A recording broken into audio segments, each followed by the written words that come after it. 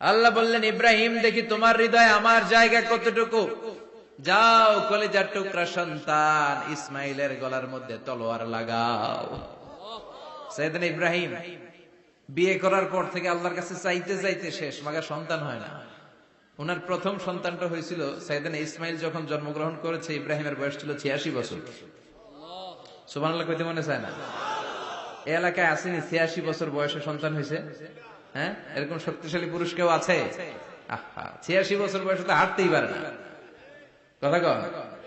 সাইয়েদনা ইসমাইলকে যখন আল্লাহ তাআলা সাইয়েদনা ইব্রাহিমকে উপহার দিয়েছেন, তখন সাইয়েদনা ইব্রাহিমের বয়স, চিল্লায় বলেন কত? 86 বছর বয়সে যে কলিজার টুকরা সন্তানটাকে হাতে পেলেন, চাঁদের মতো সুন্দর ছেলে। আল্লাহ বললেন, দেখি আমার হৃদয়ে তোমার জায়গায় কতটুকু, ইসমাইল রে জবাই করো। বলতে দেরি, ছুরি লাগাতে দেরি হয় না। এরপরে উনি ওনার কলিজার টুকরা